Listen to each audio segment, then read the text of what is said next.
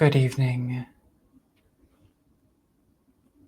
The Ufo Sunset is a passage, a daily rite. It guides one from the light into the darkness. The kids these days are all about the liminal. But the saucers aren't liminal, no. The saucers are the opposite of a passage. They are a wall, masquerading as a hall. One thinks when they see the light that they have found a way through. Instead, they have run into a solid, opaque object, a boundary. What seems far is really right in front of you. What seems large is really little. What seems to be endlessly retreating is really just staying in one place. One walks and walks, but their feet simply land on the same spot again and again. The psychopomp's job is to guide one along the wall by making them turn and move laterally. Don't go towards the saucer, says the spirit of the night. Don't follow the dark path. It's a trap. Go this way instead. Liminality is just passé to the saucers. The Greys don't want you to go forward. They want you to get stuck and stay there forever. But who even is one? It's just as the night butterfly always says in my ear, don't listen to the candy in your heart. Listen only to the hard tack. You can't follow the sunset into the light. You can only follow it into the night. And once it's that time of day, nobody can help but to follow the sunset. Kids these days are all about the synchronicities. But if I were to look to all the patterns, I would burn everything around me into a pile of ashen butterfly scales. Synchronicities, they're just the lines on the wall. Look to the left, look to the right. All around us is the real sync drop, except for the self-referentializing, steely-eyed wall that smushes my nose. Tinseltown has followed me from Tinseltown to gray adorable city by the docks, and we're a chorus singing, I want the world to stop.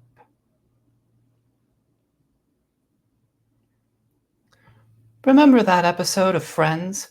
The one where everyone watched the skies for satellites during the International Geophysical Year? Well, it wasn't an episode of Friends. It was Operation Moonwatch. A new study finds. And we're currently amidst the autumnal equinox, folks. You know what that means. Everything is interdependent and interpenetrating. A new study finds. Plus, Roswell was balloons, dude. A new study finds. An old new study finds. A really old new study finds. All this and more tonight. I'm Rachel Nelson. I'm Jeff Knox. I'm Luis Cayetano. Welcome to Ufo Sunset. Those images, those night angels, kind of remind me of that Kevin Costner movie, Dragonfly. Have you seen that?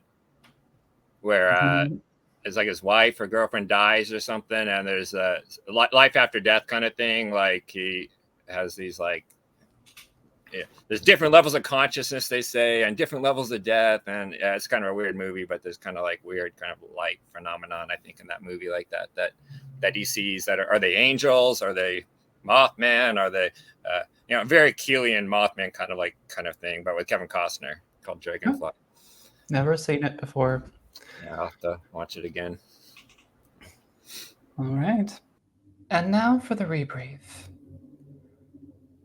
A raptor lost for 50 years was photographed for the first time.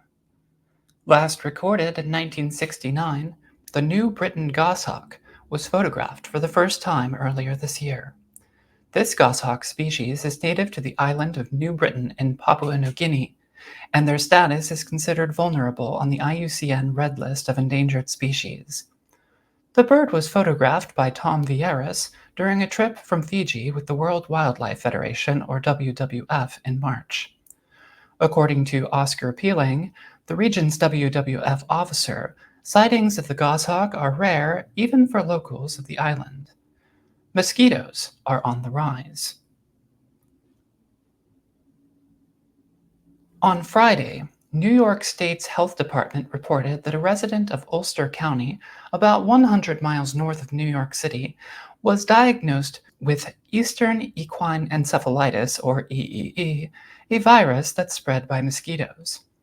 This marks the first case of EEE in New York State since 2015. There have been 10 reported cases of the virus in the United States this year, including one death in New Hampshire. According to the CDC, the highest number of infections of EEE occurred in 2019, totaling 38 cases in the country.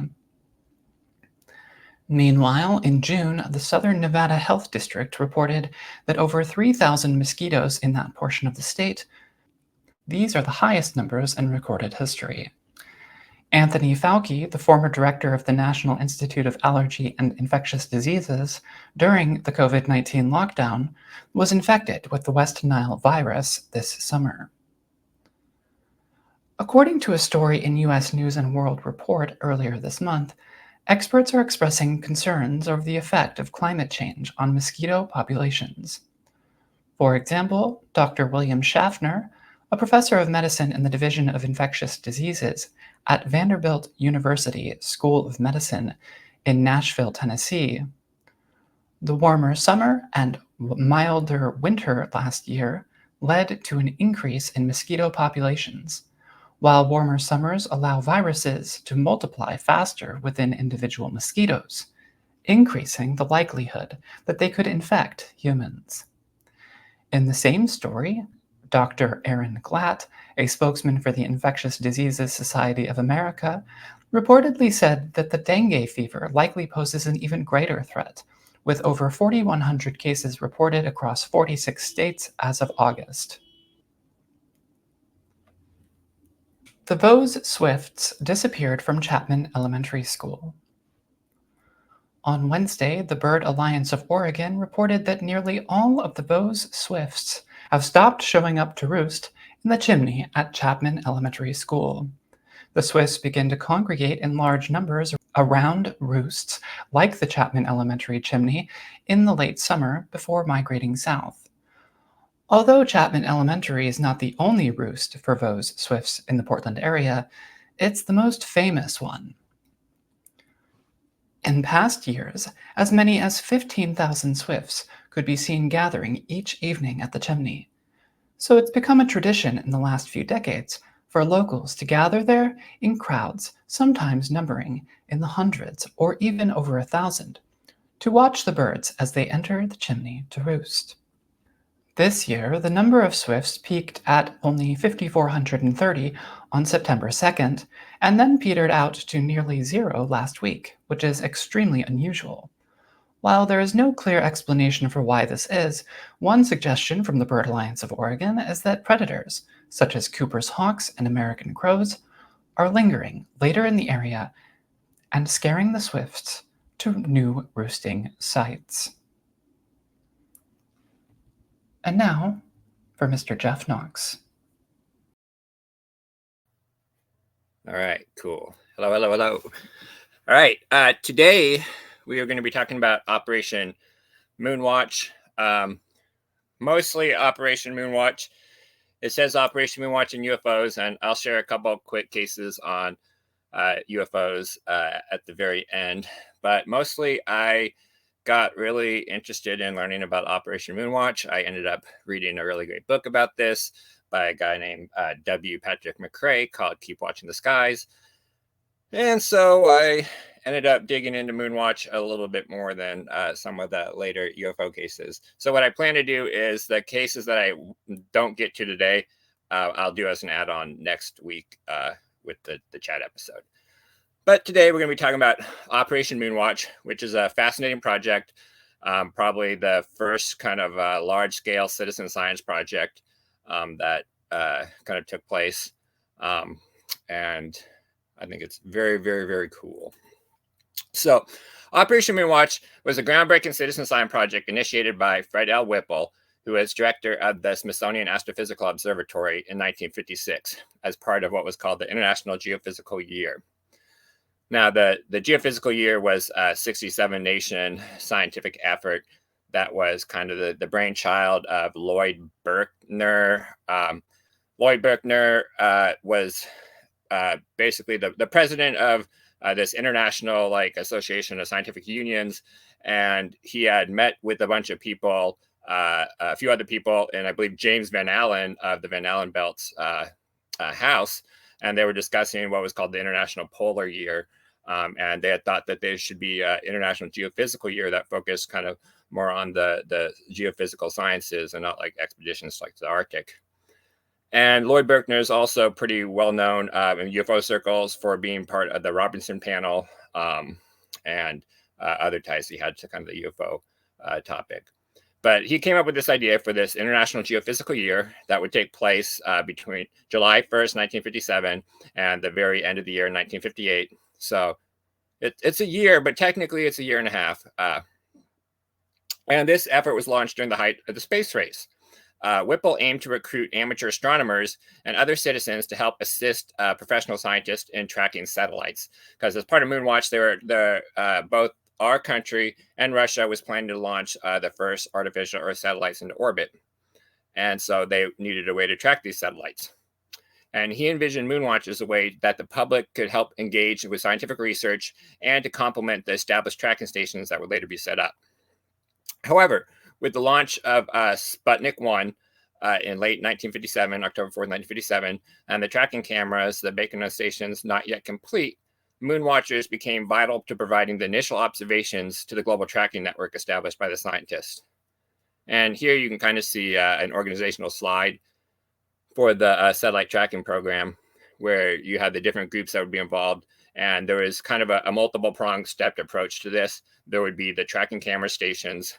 The Naval Research Laboratory developed these mini-track kind of radios, these kind of like ham radio setups that would track the satellite's radio signals.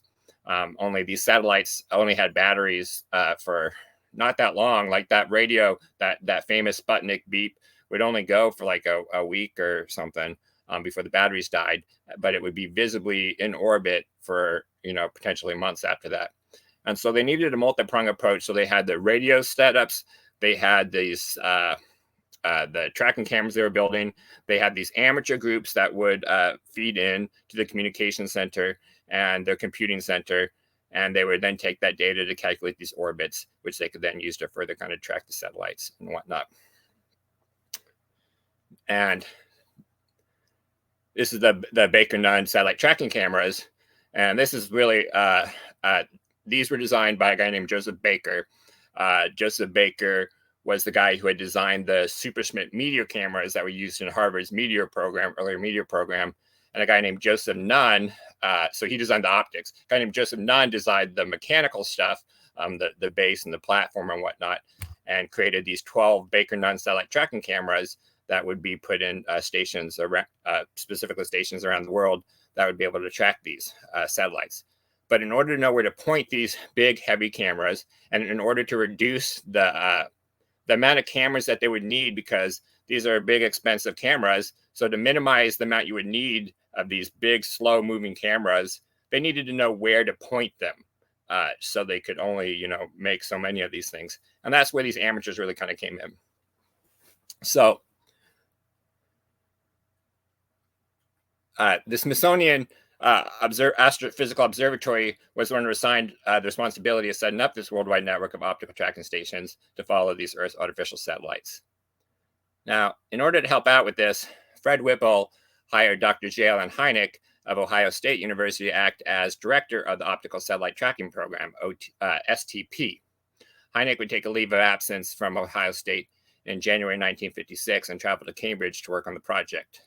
He would eventually leave the project, and I believe the end of 1959, to become the chairman of the Department of Astronomy when he would move to Northwestern University. Now, the concept was pretty straightforward. You have teams of observers worldwide would track, time, and record these satellite passes over their location. They would then send this data back to the computing center that you kind of saw on that chart in Cambridge, Massachusetts, using methods either of a telephone, Western Union, or ham radio. And from my understanding is the most effective method of the telephone worked best. So what they would do is they would first telephone in a report, and then they would follow it up with like a secondary kind of note or confirmation by telegram. Ham radio, I guess, turned out to be pretty unreliable for sending in reports. And then this information would then help the engineers kind of determine where to aim these large Baker Nun cameras. And here we have a photo at the MIT Computation Center in Cambridge in October with Fred Whipple standing next to an IBM staff member. Now, in order to calculate these orbits, it was kind of a complex process. You needed to not only know the exact positions of the people making the observations, and they didn't have GPS back then. There was no high level accuracy positional coordinates on the Earth's surface at the time. And this is actually something that this project helped get, is better positional measurements and accuracy of the Earth's surface and distances between points on the Earth's surface. So you needed to know that. You needed to also know exact, precise time measurements of when they saw the satellite in order to send this data back and it to be useful to be calculated to kind of determine these orbits. And there's also orbits are kind of complex too, because not only do you have the satellite orbiting around the Earth, at the same time, the Earth is rotating at about 1,700 miles west or east for every rotation of the satellite. And then that satellite wobbles on its orbit every 50 days and ends up flipping around. And so it's really complex. You have to know a lot of very accurate details in order to calculate the orbits of these satellites, and they depended on this computation center to do that. But because of these precise details that were needed, they didn't allow lone wolf observers, right? You couldn't just be an amateur astronomer, say you saw it and send in your information. You had to be part of these teams because they would precisely figure out where these positions of these stations they set up were, these optical fences that they would set up. They would know precise exact times, and they needed kind of like a project coordinator to kind of filter out stuff that, you know, potentially had other kind of explanations.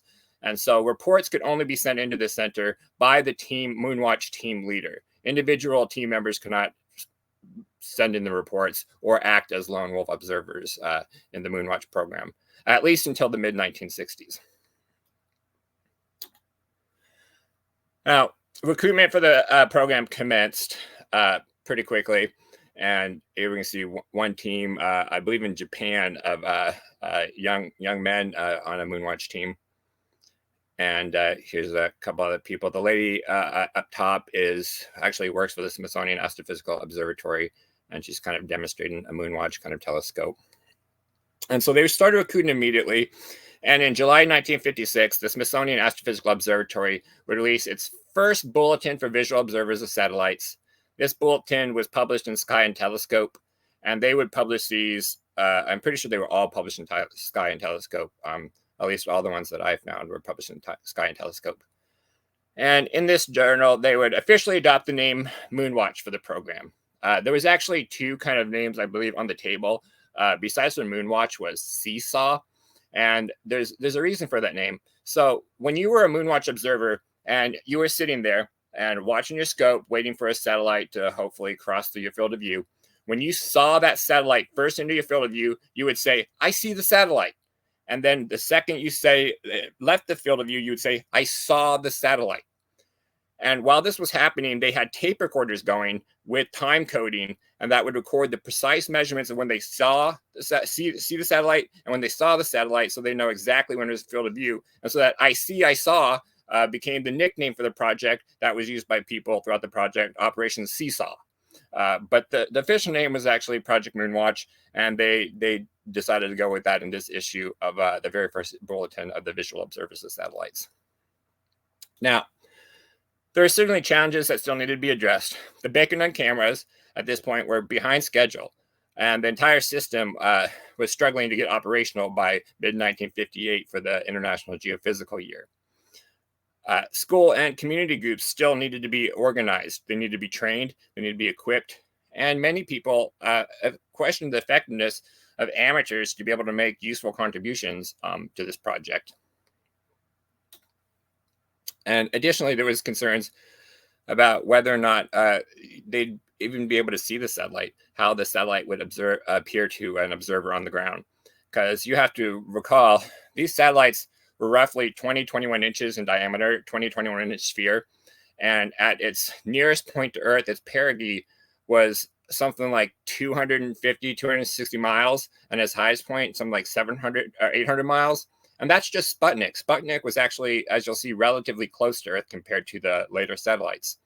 And so you're seeing a 21-inch ball hundreds of miles away. Somebody says it's kind of like looking at a golf ball, like miles down the road or something. So these things are very small, and people wondered if they'd even be able to see them, if they would be bright enough to see them, because while they were like Sputnik and stuff were really reflective, they kind of had this kind of like gold, kind of really shiny metallic kind of coating on it to kind of reflect the sunlight. It didn't really have any artificial lights or anything else to kind of like make it visible. And so there was some real doubt as to whether or not these people could even actually see these things. So they came up with kind of these specifications that would be necessary for these scopes in order to view, the satellite. And they determined that the brightness of the satellite were ranged basically from scarcely naked eye visibility to between 8th and 9th magnitude, and averaging about a magnitude 7. So when it was at its perigee, which is at its closest point to Earth in its orbit, it averaged about a 7, which is fairly close to possibly the dimmest star you might be able to see visually with your eye. But when it was at its apogee, or further away from Earth, its magnitude went up to like 8 or 9 on average. And so they figured they would need an instrument with an aperture of at least 50 millimeters. They wanted something with a magnification power of 6 to 7, and that had a field of view of about 10 to 12 degrees. And what they would do is that you would have an overlapping field of view. So each scope would have maybe about 12 degrees field of view, and that would overlap with the person next to them by about a degree and a half. That way there was always overlap and there was no gap in the coverage of this kind of optical fence. And you can kind of see the importance of where how big the field of view would come into play here, is because depending on field of view would depend on how many volunteers you would need in a fence line in order to get coverage. If your circular field of view of your scope was only 8 inches as compared to, say, 12 inches, you would need significantly more observers to cover the same arc of sky as you would with a scope with a larger field of view. And as Amy mentioned, there's only really 2 points at which you would even be able to see these satellites in the sky. So the observer needed to be on the dark side of the Earth. It needs to be in the Earth's shadow because you couldn't see it if it was sunlight, right? But the satellite needed to be high enough that it wasn't in the shadow, that it was at a point where the sunlight was still reflecting off of it. So that gave you basically 2 windows in which you would have the possible window to be able to see these satellites. That was twilight in the morning when we were still in the Earth's shadow, but the satellite was high enough to get in the sun, and then again at dawn. And so depending on where you were, kind of depended on how long your window was. They said usually you had about a 40-minute window to potentially observe this. During apogee, when it's further away, you have a bit longer window if you can pick it up with your scope because it's further away, up to maybe 100 minutes. And they say in rare cases, you might even be able to observe 2 orbits of the satellite. But while they're doing this, all these people in a line, at most 1, maybe 2 people would ever have seen it cross through their field of view. So you have that whole line providing a fence, but that satellite is only actually going to cross the meridian in the field of view of 1 of the people, probably completely, if they catch it at all. And the person next to them might get a little bit left in their field of view. So most of the people won't see anything, but you needed that fence to be able to catch it. And they had to put these teams on alert during these specific times a day at which the satellite would even be visible. And they did some kind of trial test to kind of train these kind of people to learn how to use the equipment, to report their sightings. And so they did a couple of variety of simulations and alerts to kind of hopefully get the team ready for the project when the satellites actually did launch. And they even used civil air patrol groups, conducted experiments with various substitutes, such as following aircraft, flocks of birds, bats at dusk, even tracking pebbles thrown into the sky. Eventually, they actually even created a machine, an apparatus that used like a very dim red light that wouldn't affect your night vision, that they could use to simulate the movement of the satellite to help train the teams. But one of the things they did that was kind of very, very interesting, they called it the plumber's satellite. And so they took a civilian air patrol plane, and at the end of 100 feet of clothesline, it was fitted with a plumber's helper, as a plunger that had some batteries and a 1/10 candle power bulb. And this plane flew low over the city, basically simulating the motion of the satellite. And the dim bulb would give off enough light, and the teams on the ground would see if they could be able to track it. However, there's a fairly interesting story about one of these kind of pilots who did one of these simulations where he was arrested after flying one of these simulation missions. This guy, James Salmon, although one of the articles says his name is Gene Salmon. This one says Gene, but other articles say James Salmon. Was out flying in New Orleans, low over the city. And when he got back, he actually got arrested by the sheriff for essentially drunken driving, but intoxicated flying, because the sheriff's claimed that he got a lot of complaints that he was basically harassing and bothering the townspeople flying low over the town and whatnot. And so this guy got arrested for intoxicated flying. He had a passenger with him, this 36-year-old redheaded barmaid from Texas that apparently had met the night before and had taken up on a moonlight flight. She supposedly had drinking 3 beers. She was arrested for vagrancy. And so even after apparently the civilian air patrol told the sheriff that, and this guy told the sheriff as well, that this was an Operation Moonwatch simulation flight that he was performing. He wasn't out there, like terrorizing the town, flying low, buzzing houses like people were claiming. The sheriff didn't seem to care and still arrested this guy. And this is a cool story. I just heard briefly in the book, but there was really no references. The only reference in the book was an unknown news clip. And I actually spent several hours yesterday digging through newspapers, finding articles about this story because I kind of thought it was very interesting. It's kind of a wild story in general that involves something about her losing her underwear on a football or a baseball game or some sort of game, a football bowl, I think. And I don't know what that has to do with anything. It's a wild, crazy, weird story that has to do with Operation Moonwatch. I don't know if he ever got the charges dropped or if we went to court and he was prosecuted. So I'm not sure what the completion of the story is, but it's a fairly interesting story of a guy getting arrested for drunk flying while ostensibly performing Operation Moonwatch flight. It's a little unclear if that's actually true or not. He did do these simulations, but depending on the source, some people say it wasn't actually a scheduled simulation. So it's also possible this guy was just flying this lady he met up on one of these simulation flights to kind of show her, a cool time or whatever. But either way, an Operation Moonlight pilot got arrested for flying a simulation mission over New Orleans.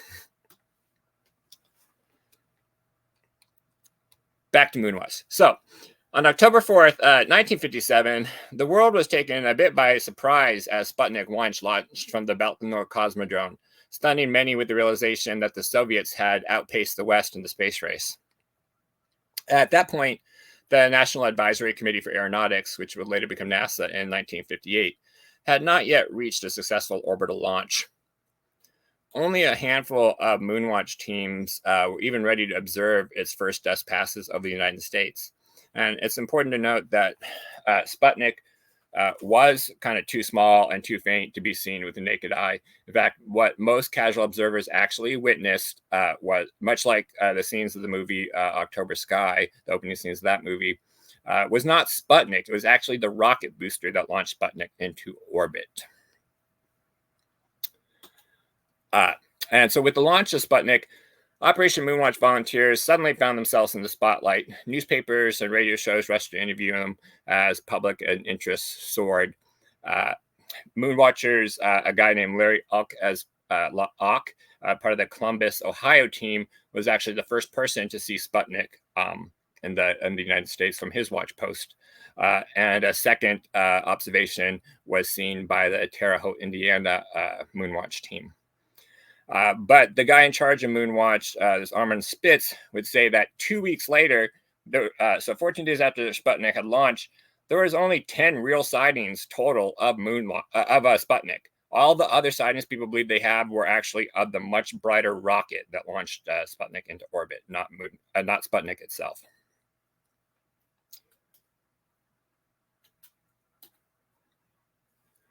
Moonwatchers also tracked and documented the launch of the dog Laika into aboard Sputnik 2 on November 3rd, 1957. And when the U.S. finally launched its first satellite, Explorer 1, on February 1st, 1958, Operation Moonwatch was there to track it as well.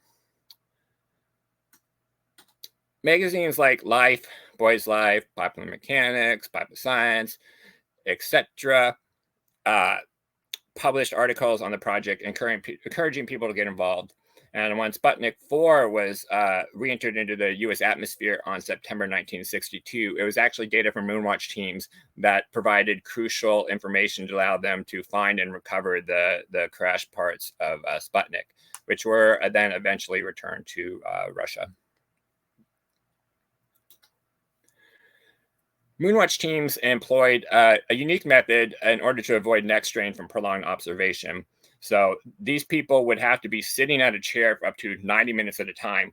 And so the criteria for people that could be involved had to also take into consideration things like health issues, like could you sit for 90 minutes without having to leave to go to the bathroom? Could you comfortably maintain your observation without falling asleep? Because it was crucial that you did not miss any of that potentially up to 90 minutes at a time of watching the sky. In cases where you might need to step away, you needed to have a backup next to you to step in immediately for the observation. But preferably you wanted people that could sit there the whole time and watch. And so because the potential neck strain involved if you were looking up at a telescope, these telescopes were designed so you were looking up by looking down. They used a bench-mounted scope aimed at a reflective plate, so it had a mirror that was aimed skyward. Observers were then ranged in a line with overlapping field of view, which effectively created that virtual optical fence I was talking about for tracking the satellites. They would call out when a target crossed the local meridian, and then this information was recorded on site for transmission. And you can see here, you would have your row observers, and they would have a big metal, kind of like a cross point, that would be the focusing point. And every single observer on that line would be focusing their telescopes so it's centered at that cross. And so how that would work out is that each observer then would be seeing in their field of view a different arc of the sky along that meridian, along that arc up there. And if you had enough observers in a line, you could cover the entire arc of the sky and have complete coverage if the satellite was to pass through your field of view. Again, that's that Japanese team. Again, we see these, you have the different lines and they all kind of focus on that cross there. Several companies offered telescopes for Moonwatch participants. For $49.50, amateur astronomers could purchase a satellite scope from Edmund Scientific, which featured a wide field of view and magnification of about 5.5 times. Now, that's a lot of money. $49.50 at that time in today's dollars, I believe, is closer to $500 something. So, it was a pretty significant investment for someone in the 1950s to buy one of these scopes. Now, while many teams opted for commercially available scopes, others would choose to build their own scopes following simple designs encouraged by the Smithsonian for those that were familiar with basic construction. And here we can see the kind of the schematics of a scope that was published in Science and Mechanics magazine that people could construct. There was another scope published in Popular Mechanics in August 1957 on building a Moonwatch scope. This issue also had another article on the Moonwatch project. This article on building the scope is kind of an add-on they also included in the magazine.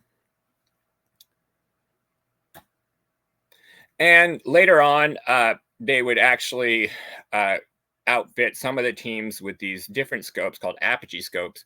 Because the problem so I mentioned Sputnik was fairly close to the Earth as far as the orbit goes. But with Explorer 1 and like our US satellites, they knew that the distance of the orbit could be as far out as 2,500 miles.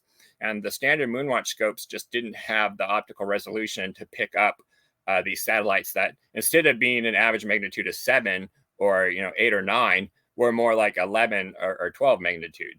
And so they needed a larger scope in order to be able to detect these very faint objects. And so they basically decided to set up 7 of what they call these apogee stations using these apogee scopes. And these apogee scopes were kind of constructed using, there was a scope called the M117 scope that was a military scope. They took the prism and the eyepiece from that and attached it to the optics from a ship binocular to create this apogee scope that they then created a mount for. And this scope would give them the power that they needed to detect these newer satellites launched into orbit that would be in an orbit much further away from the Earth. And so they set up 7 of these apogee stations kind of like along around the way. Now, the number of Moonwatch teams would reach its highest point in 1958, with approximately 230 teams worldwide formally registered with the Smithsonian Astrophysical Observatory. In the United States alone, 128 teams were registered, and over 80% conducted productive observing sessions, totaling over 1,659 observing sessions that generated over 3,500 scientifically useful observations. Data collected by these teams played a vital role in enhancing our understanding of satellite orbits. The program also led to new data on the upper atmosphere, more accurate data on the size and shape of the Earth, more precise distances between points on our planet's surface, and a variety of other interesting discoveries.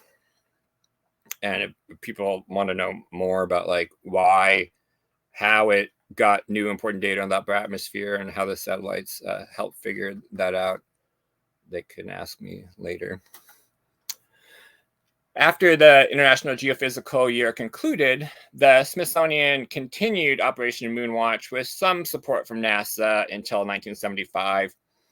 And in this photo in 1975, at the end of Operation Moonwatch, we can see not just Fred Lawrence Whipple, who was the director of the observatory and founder of the project. The guy in the middle here holding the Moonwatch scope is Frederick C. Durant III, which is another figure that should be known to UFO people. Frederick C. Durant III was a CIA guy that was involved in the Robertson panel. In fact, when people talk about the Robertson panel report, they're actually typically referring to the Durant report. The Durant report, Durant was with the CIA and he attended the meeting, and he had wrote this report, and it contained the Robinson panel plus additional commentary. Because the Robinson panel is NSA, he was CIA, so it's different reports. Durant's reports is a little bit more complete.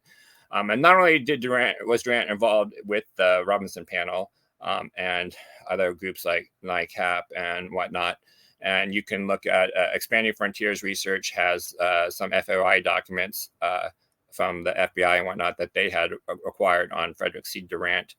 But he was also involved in the later 1980 association, the AAASS UFO Symposium in 1980. Frederick C. Durant was the moderator of that with Carl Sagan and Page and all that stuff. And Robert Schaefer and all those, Alan Hendry and all those cool guys were at that.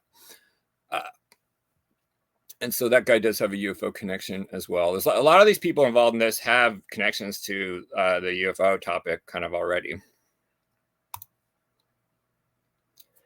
And in the US, enthusiasm for Moonwatch reflected this vibrant culture of amateur science in the post-war period. Participating in Moonwatch was a rare opportunity for a non-professional with an interest in science where he could make relevant contributions to the advancement of sciences. And everyone from Hynek to Whipple had said that the amateur scientists would make critical and crucial observations as part of this project. Now, it's not the first time the U.S. government has enlisted the help of the common citizenry to keep a lookout for things. During the Cold War, citizens were encouraged to participate in the Ground Observer Corps, which was a program aimed at having civilians basically spot Soviet bombers. In fact, the Ground Observer Corps even enlisted prisoners and various other people in helping to look for potential enemy planes flying over.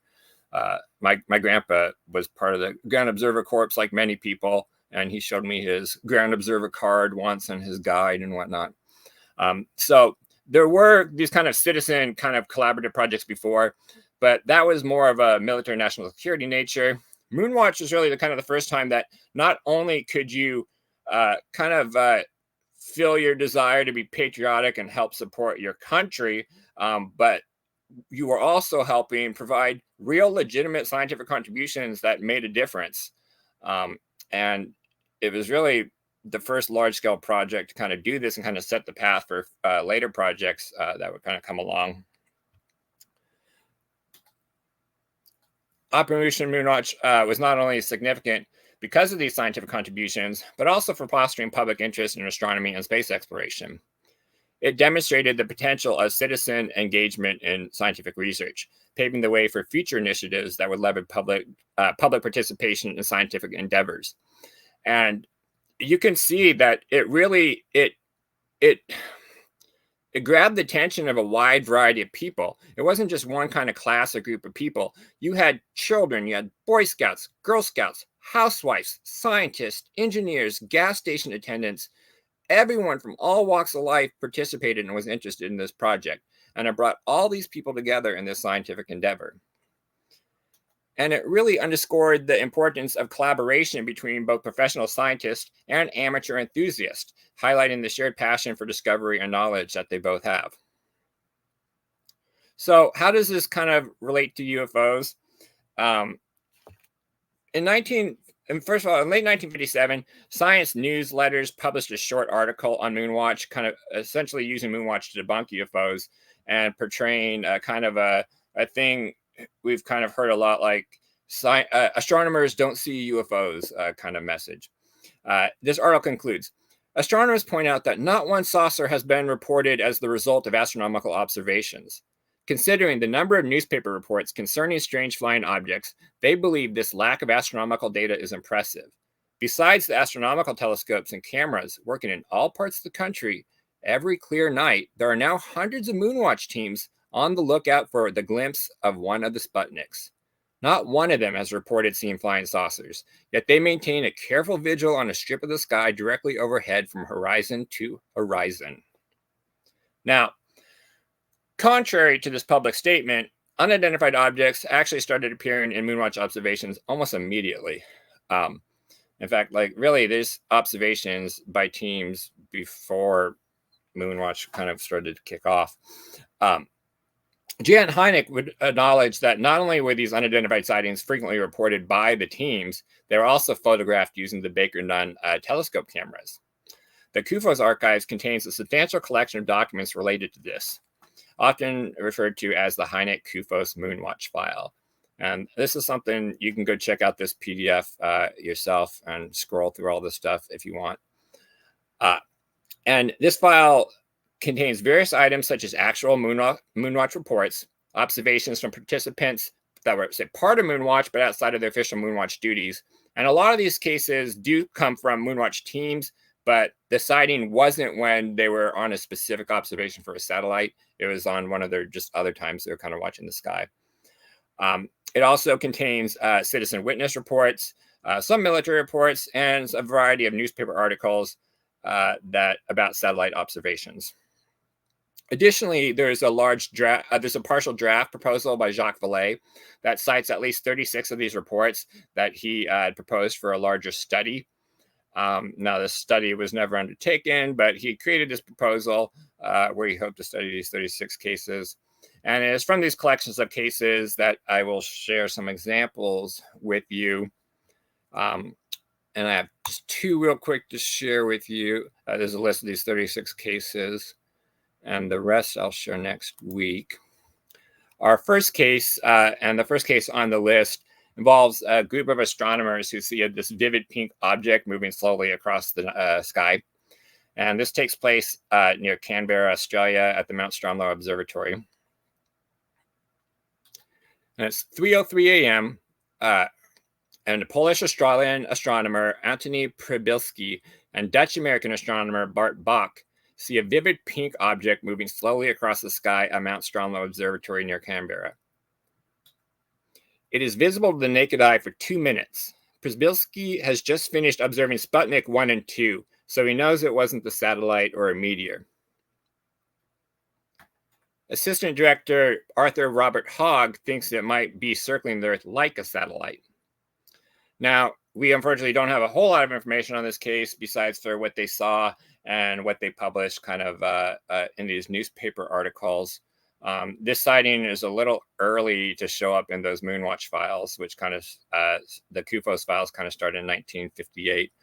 So this is a little bit early of a sighting, and it's not directly Moonwatch related. It's just an astronomer sighting, so it's kind of included in here, and it was included on Vallée's list.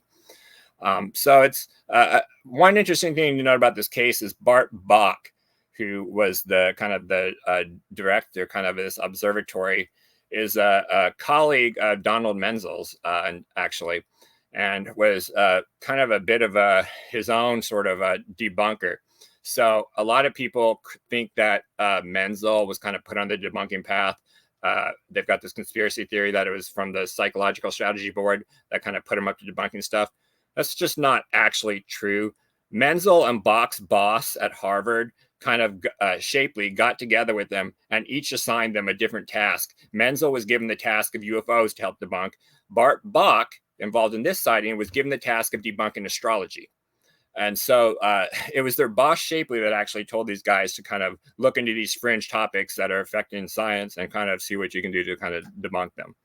And so Bart, while a debunker in his own right, apparently was still kind of quite confused about this sighting. And the director of this observatory just kind of said that they, haven't seen anything like this before.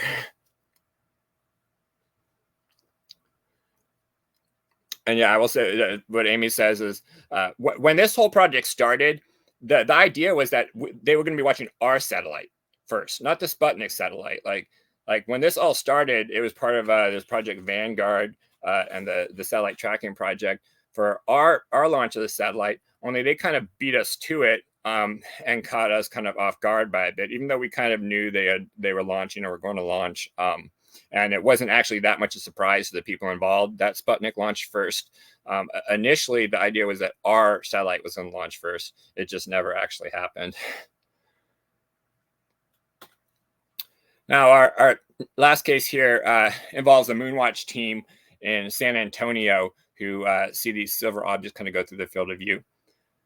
Now, this image here says 1960. That's actually a typo in Michael Sword's article in the UFO Reporter. It's 1959. And in this case, we had two observers, and they both sent in these kind of letters listing their observations. And there's the first observer, and there's the second observer kind of here, sending a letter. Now, these two observers on a Project Moonwatch team in San Antonio, Texas, see two silvery objects through their telescope that shoot across the sky in less than 1 second. One curving away in a parabolic path, the other executing a more kind of hyperbolic curve. And so just a little bit more detail in this case. What happened was there was two observers. There was these first two observers, and they were observing the same section of sky. And that's what these two circles are at the top here. And they were pointed at the exact same place. One was viewing the left field of view, and the other was viewing the right field of view. And so the person on the left kind of saw this object come in at about, and most of these Moonwatch observations are drawn like this, these circular views. And this would be just the field of view that you had looking through the telescope. When they were tracking the satellites, in order to kind of provide like a map, they would also include what stars like were visible, the constellations, so you could match up, you know, with where they were pointing as well. And so looking through the scope, this first person in their field of view saw it coming in at about 340 degrees and then leave in a parabolic curve at about 265 degrees. The person next to him, looking at the same section of the sky, just a slightly different field of view, saw it come in a more hyperbolic curve, coming at 30 degrees and exiting his field of view at 150. I can't read that. 195 degrees. Now, it turns out there was actually a third witness that the next day wrote up that second letter and turned this kind of in. And he had seen it with his telescope in the bottom right-hand quadrant of his field of view.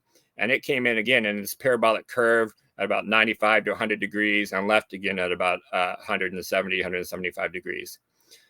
So supposedly, if I recall, it couldn't, I think they're trying to say it couldn't be the same object. It was just like different objects at the same time, but because of the way the fields of view are, like they couldn't have been seeing the exact same object. But I'd have to go back and reread that.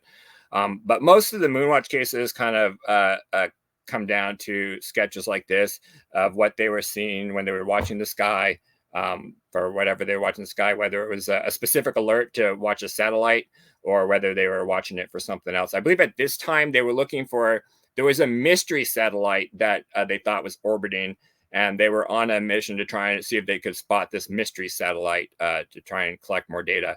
And that's when they observed this thing, which they said was not, I believe they did calculations and said it wasn't actually, you know, I'm just gonna stop there because I don't remember what they said. I thought they said it might have been close, like closer, like not in orbit, but I'd have to double check. So that's just two of the cases of the 36. I'll do a couple more for you guys next week, but that's all I had time to kind of wrap up to do today. Just another quick photo here.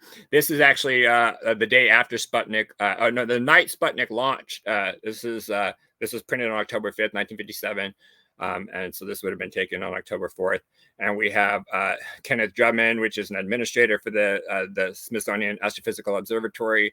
We have J. Allen Hynek on the right here, and his secretary, Marilyn Dawson, in Cambridge. And Drummond here has the scope, the Moonwatch scope in his hands, and he's looking up. Look at the sky, trying to catch Sputnik. And the launch of Sputnik kept Hynek really, really busy. As you saw at the beginning, he was on the front cover of Life magazine in, I believe, October 21st, 1957. And him and Whipple, you know, kind of became super famous at the time because they were the main kind of point of contact for information about Sputnik and the satellite that was just launched because they were the ones tracking the orbits. And let me see here real quick. I want to see if I can show you that again.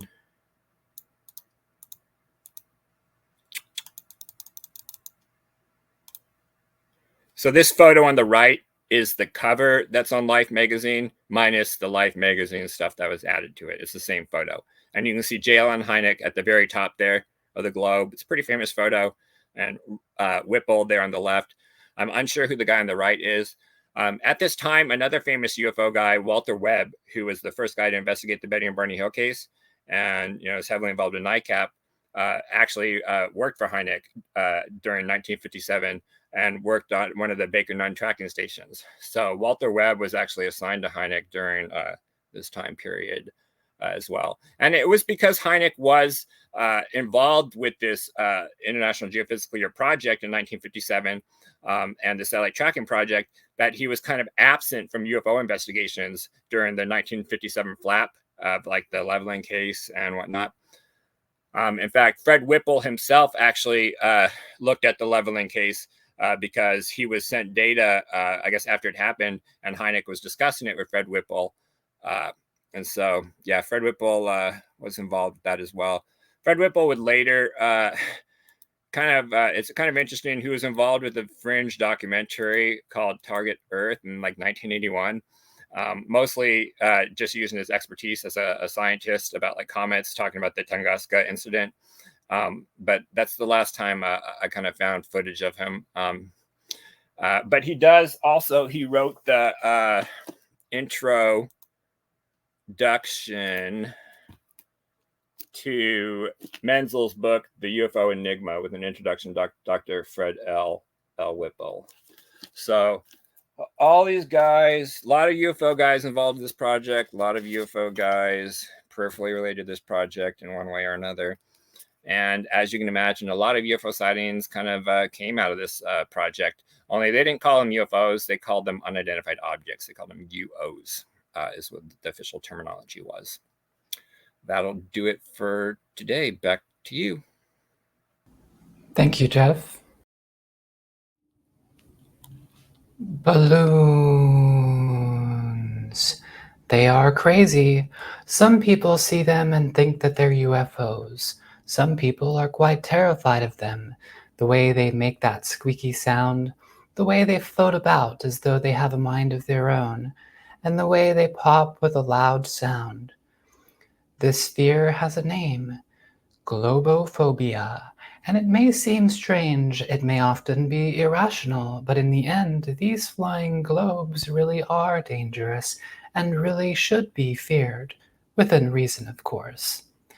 Have there been animal balloons or plant balloons, wild balloons that just arose out of nature like worms or wolves, perhaps to hunt and kill, perhaps to cause natural disasters?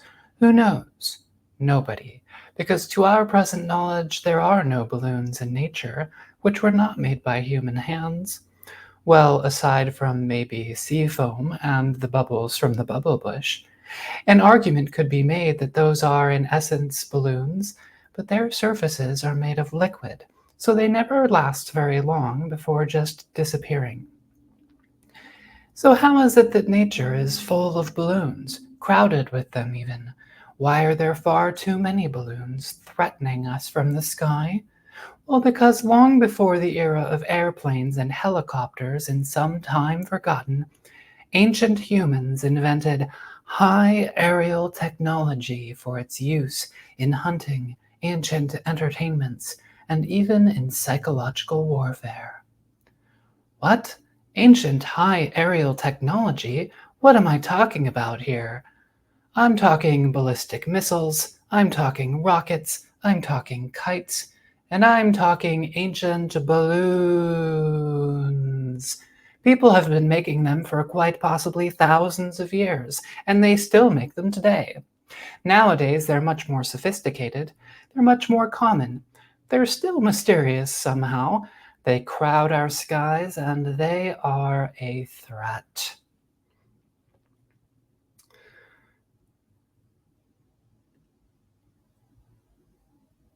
Now, as I said, although there are some flying bubbles and foams in nature, which I discussed in a piece I did earlier this year, all about the majestic mysteries of sea foam, please check it out, there aren't any known flying balloons not produced by humans. There are flying insects, spores, seeds, microbes, birds, bats, and perhaps others, and surely many of these contain airtight hollow spaces within them full of gas. But as far as I know, none of these, except for foam, sustain flight by mostly containing gas. And there isn't even any known foam in nature that contains lighter than air gas that can actually sustain flight by being lighter than the air around it.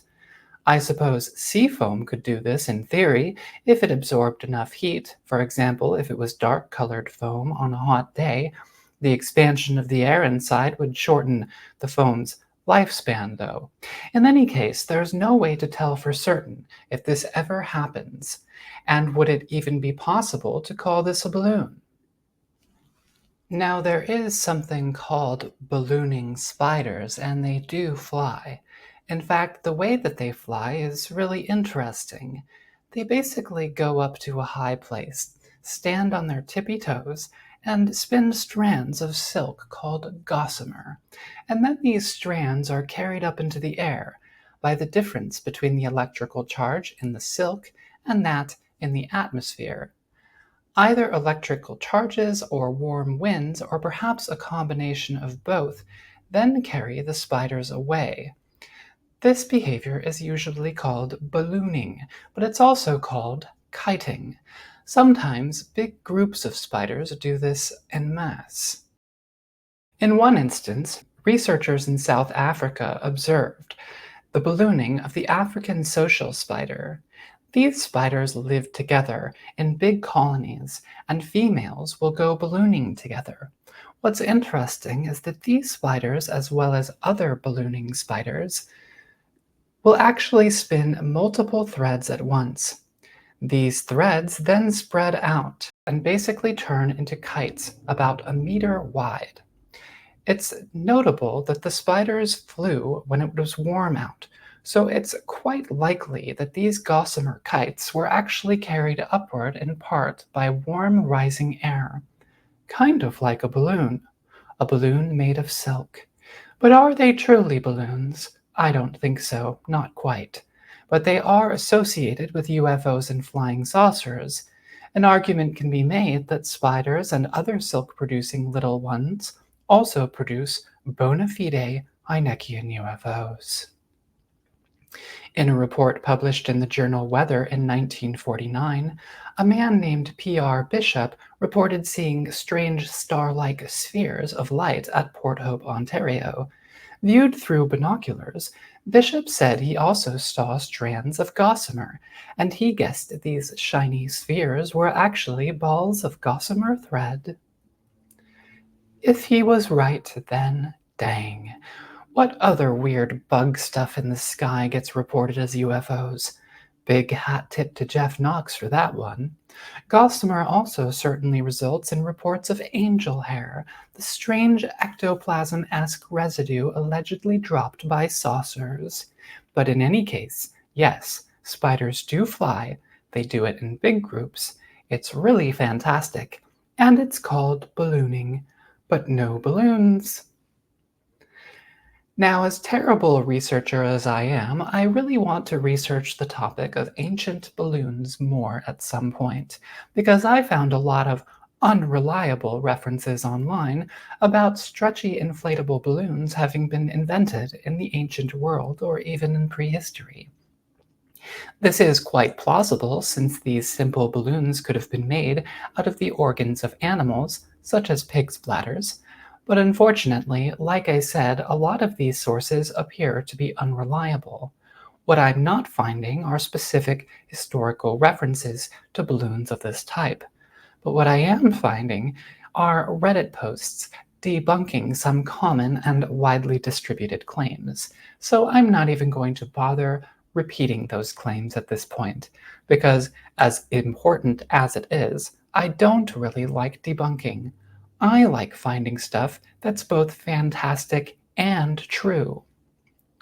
For example, did you know that a flying nocturnal light was likely invented in China around 1700 years ago?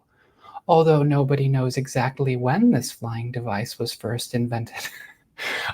Although nobody knows exactly when this flying device was first invented, it's thought to have been around the 3rd century CE. The device in question is called a sky lantern, or a Kongming lantern, because its invention is attributed to the military strategist named Zhuge Liang, or Kongming. Legend has it that he used the sky lantern to confuse and frighten enemies.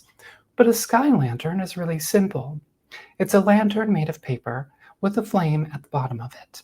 The flame heats up the air inside and causes the lantern to fly away. It's a literal, tiny hot air balloon. It's commonly thought these sky lanterns were used for sending signals in battle. And as we will find, even today the sky lantern poses a serious threat from the sky. Yet the earliest sky lanterns are truly shrouded in mystery. They're UFOs by dint of the fact that time has rendered them unidentified. The same can be said of many ancient flying machines. Now, animals' bladders were certainly in use as balloons at least by the 1600s. For example, in an experiment that was tested by the Accademia del Cimento in Florence, Italy, they used a deflated bladder of a lamb to measure air pressure inside of a tube. They did this by forcing the air out of the tube using mercury. This would then cause the deflated bladder to bulge. Excuse me if that explanation is inaccurate. Anyway, before everybody started using the rubber balloon, first invented by Michael Faraday in 1824, there were still balloons. Balloons were used as toys by kids, as well as for traditional yearly festivals. Only they were made from the bladders of pigs. And by bladders, I mean the organs that pigs store their pee inside of. Pigs' bladders were also used as the inner lining of rugby balls and footballs, which is in part where we get one of the worst words in the English language, pigskin. I know, it's all very, very disgusting, and I hate it, because not only is it disgusting, but it's really hard to say when or even if such balloons were ever filled with hot air or lighter than air gas. So when did the bladders of animals first fly in the sky? The first urinary flying objects. It's a pea mystery. Another mystery, I feel, as someone who is not an expert, is when the first humans themselves flew, using the floaty powers of balloons. But what we do know is that the first recorded and widely acknowledged free flight by humans in a hot air balloon was performed by Pilatre de Rosier and Marquis d'Arlande. Excuse my pronunciation. This was in Paris on November 21st, 1783. The balloon was designed by the brothers Joseph Michel and Jacques-Étienne Montgolfier. This was not the first hot air balloon flight. The brothers conducted multiple previous test flights. For example, in one historic flight, they placed animal passengers aboard to test how they would react. The 3 passengers included a duck, a rooster, and a sheep. And that sheep's name was Mont au Ciel, which means climb to the sky. The Montgolfier brothers' balloon tests immediately incited the imagination of Europe and America in 1783, with news articles describing people's excitement and artists selling memorabilia decorated with balloons or commemorating important flights. Soon, more hot air balloon flights followed, and elaborate balloon flight hoaxes soon appeared in print too. In Connecticut in 1785, a man named Daniel Moore published a work with the full title, An Account of Count d'Artois and His Friend's Passage to the Moon in a Flying Machine called an Air Balloon, which was constructed in France and from which place they ascended, giving an account of the things or objects they had a view of in the passage, and likewise the circumstances of their landing in that planet, and conversing with the inhabitants, their languages, manners, religion, etc., with many other things very entertaining and well worth the attention of those who need it. At the same time the Montgolfiers launched their historic flights, the American Revolution was coming to an end, and the French Revolution was soon to follow. The latter was coupled with national anxieties rising into panics surrounding the purported gathering of rebel forces in 1789. According to historian of the French Revolution Georges Lefebvre, one French pastor asked his parishioners, quote, if their enemies had landed in balloons, unquote. But of course, people's excitement over balloons did not end with these revolutions. Edgar Allan Poe wrote 2 still very famous balloon hoaxes, the first being The Unparalleled Adventure of Hans Pfaall, published in 1835, which also involved a journey to the moon. And then in 1844 he published his story now known as just The Balloon Hoax. Unlike Hans Pfaall's trip to the moon, this story was quite a bit more plausible and convincing as a news story, while still being fantastic. It reports on the historic 3-day voyage of the airship Victoria across the Atlantic Ocean. As the 19th century proceeded, the public's imagination and fears surrounding balloons ebbed and flowed, but overall increased and gave way to fantasies and panics surrounding airships. And what is an airship but a balloon that one can steer?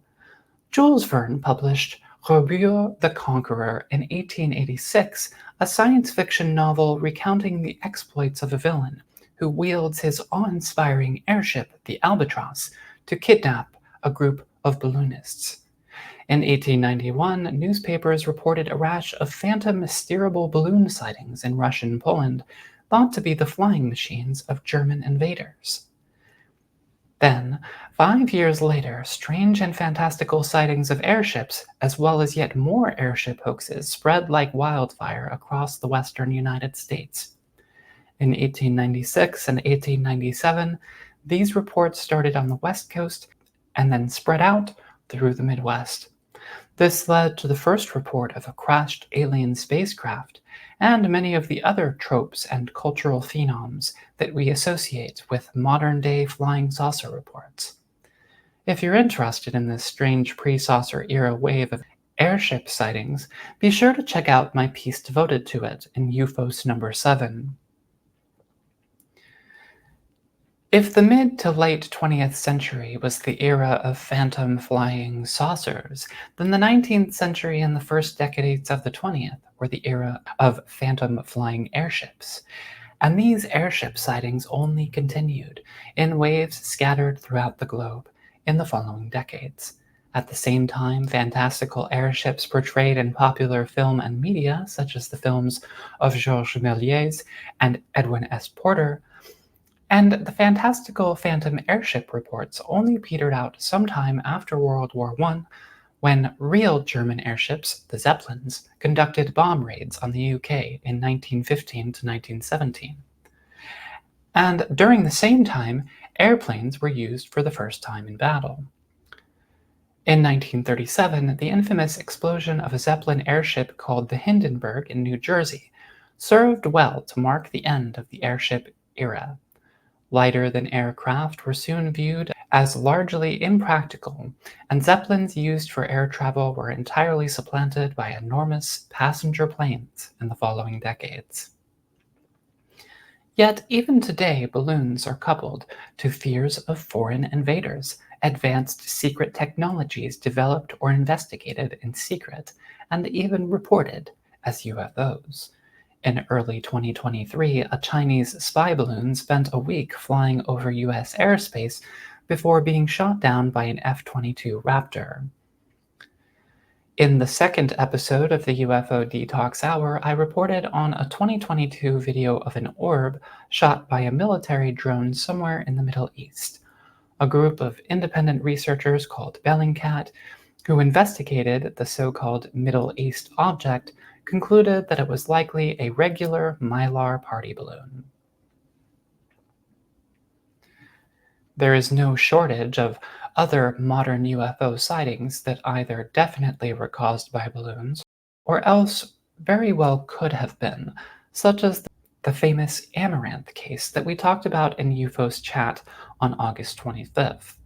In this case, from 1982, a cell biology student in France reported witnessing a flying saucer about the size and shape of a Mylar balloon descend on his garden, where it floated for a while and then took off. Though investigators at the time concluded this close encounter of the second kind could not be explained, a re-examination from the reliability of UFO witness testimony published last year concludes that what this witness saw was in fact very likely a Mylar balloon. Its movements could have easily been caused by changes in temperature and air pressure, and its apparent ability to levitate in one spot was likely just down to it resting on overgrown hollyhocks. As we discussed previously on Ufos chat, and as I will further support later, this quite fantastic explanation is not nearly as outlandish as it at first seems. Heck, Even Roswell was balloons. Yes, you know that time when a flying saucer supposedly crashed on the ranch of Mac Brazel near Roswell, New Mexico in the summer of 1947, and then it was reported in newspapers only for the US Army Air Forces to quickly retract the story? Well, sorry, buddies. That was definitely balloons, and not flying saucers. Specifically, it was the debris from a Project Mogul balloon train. These balloon trains were secretly being used by the US military to detect nuclear detonation tests by the Soviet Union. Yep, that's right. Even Roswell was balloons. So, what have we learned so far? The history of balloons is somewhat shrouded by time and mystery. Have animals or plants ever become wild balloonists? Are there tiny animal balloonists in the sky right now? Nobody knows for sure. There are ballooning spiders, but really they don't actually use balloons. They use kites made of gossamer, a subtle, albeit fantastical distinction. There's no clear evidence that actual ballooning animals or plants exist in our skies. However, at some point in ancient times, perhaps in prehistory among a group of cave people, someone somewhere decided to take the bladder of some poor animal and inflate it with air. The hypothetical first cave balloon. Perhaps at some point one of these cave balloons flew off into the sky. But flying balloons didn't really become popular, as far as we know, until around the 3rd century with the invention of the sky lantern. Already at this time, the hot air balloon was probably being used to inspire shock and awe at the battlefront. Then, beginning in 1783, the Western world's imagination came under the grip of balloon mania, when history recorded the first humans carried aloft by hot air balloons. Balloons became tied to the fantasies of a future driven by technological innovation, as well as fears of ballooning invaders from the skies. The hot air balloon led to the steerable balloon, the airship, and thus the modern UFO era did not begin in 1947. It really began sometime in the late 18th century, around the time of the French and American Revolutions. It then reached a fever pitch in 1896 and 1897 with the Great American Airship Wave. After airships went out of fashion during the first two world wars, phantom balloons and airships were supplanted by phantom flying saucers, but balloons still lived on in the shadow of the new saucer colossus. People still reported balloons as mysterious craft, either made by foreign adversaries or by aliens from another planet. Even Roswell was balloons, and indeed balloons still show up today in sky phantom reports, just as they did in olden times, both as a high-tech military threat and as a stimulus of UFO reports. Balloons still stoke our fears and provoke our imaginations just as they did in centuries past. It's just they do it more quietly now, as most people today are unaware of their true significance. The more things stay the same, the more they change. But there is one question I have not yet answered. Why are balloons a threat? Why are they not just a menace, but truly a massive danger lurking in our skies at every moment? Why are they so much more dangerous than they were in 1897 when everyone was talking about them? Were you expecting me to end on a cliffhanger? Yeah, I wasn't either. But be sure to tune in for part 2 of Balloons, a Flying Menace, on the next UFO Sunset. Balloons. And now over to you, Luis. Alien. Why is it doing that? That's weird. Sorry, hold on a second. I'm having technical issues. It's not letting me share my screen for some reason. Well, you're figuring that out. I'll just point out, if people don't want to read that full book on Moonwatch I recommended, he's got a paper called Amateur Scientists, the International Geophysical Year, and the Ambitions of Fred Whipple. That's kind of covers what I talked about and a lot more. That's not that long, that you can find in my thread as well. And by the way, there's a pretty good treatment of airships in After the Flying Saucers came by Greg Egesian. Yeah. Egesian, yeah. I'm not actually able to share the document for some reason. I don't know why it's not letting me share it. It's never done this before. Can you actually share it, Jeff? Is that all right? So Susan Palmer, who I've mentioned before in the context of a paper in this book, the author, I can't remember who the previous author was, but they were talking about Rael, and they mentioned Susan Palmer. And but this is Susan Palmer's contribution to the book. So she looks at the Raelian. Well, she tries to look at Rael himself, Claude Vorillhon, and as a individual case, you know. And let me just say something about the abstract here. So she says, since the focus here is not on the social consequences of Rael's testimony, but rather on the authenticity of the witness statement itself, the standard social scientific method of bracketing the faith claims of mystics or founders of new religions has not been applied here. Rather, this researcher proposes to reverse the target of bracketing, to ignore the social context, and to focus directly on Rael and his testimony as a case of the problems and questions that arise around the character of the witness to a UFO encounter. She doesn't really clearly explain what's meant by bracketing. That's a sort of relatively obscure. I mean, it's not obscure within the social sciences, I guess, but like when you're just introducing it here, it would be useful if she could expand on it a bit more. Do you either of you guys really understand that term? I think it's like what we were talking about in the last episode of like the phenomenological reduction method is like you bracket off like whether or not the stuff's true or real or not. Like you're not really trying to like address that, like, and you're just trying to study the phenomenological features of like the event, as opposed to like trying to determine whether there's any truth in the faith of these things. Like you just kind of bracket that off to the side and not pay like. Okay. All right. Yeah. That's helpful actually. Otherwise, it might seem a bit obscure to listeners or to readers.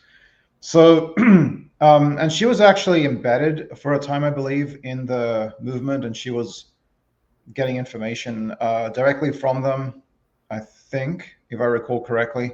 But so some of the keywords here: Rael, UFO, bracketing, and new religion. So the Raelism or Raelianism became a new religious movement in the 20th century, and it's still actually going on, but it's more at a lower level now, but still there's many adherents around the world. Now, starts off here with a sort of important observation that the UFO itself is the object that scientific ufology seeks to investigate, but the experience of sighting a UFO undergoes a number of refractions before reaching the investigator as a witness report. So in other words, the witness is not a pure detection device or sensor. He or she is very much embedded in a social context and brings a lot of psychological and social baggage with them, involving perception, memory, education, motivation, etc., which are listed there. And that's, of course, interesting in itself, and that can tell us about why certain movements catch on and others don't, and of course why witnesses, or experiences have these experiences, or certain elements become prominent in their stories.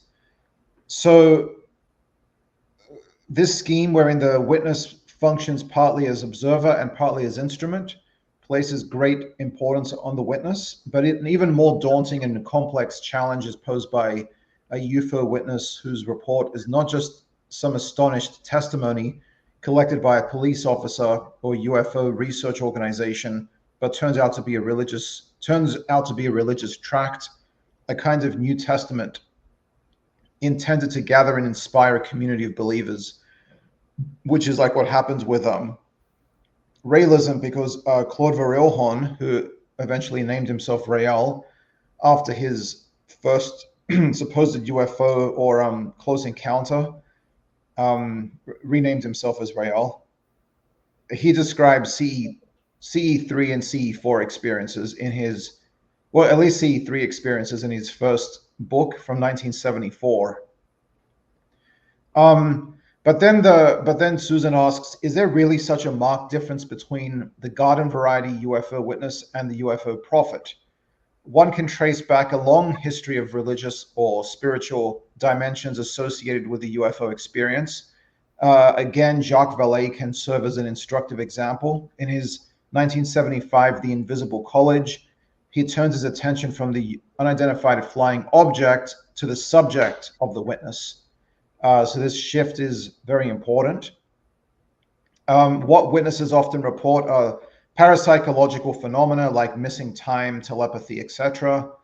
And authors like Vallée have certainly emphasized those supposed high strangeness features in UFO encounters. One need not invoke parapsychological considerations to legitimate the claim that the UFO encounter can be understood as a type of religious experience, as has been done for decades.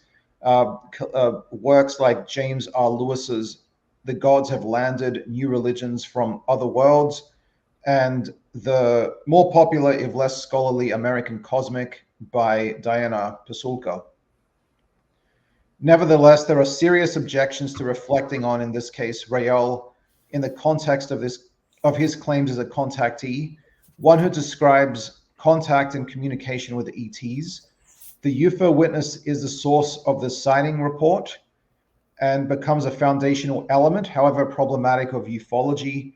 An essential task is to determine the veracity of the report, which requires scrutiny of the witness.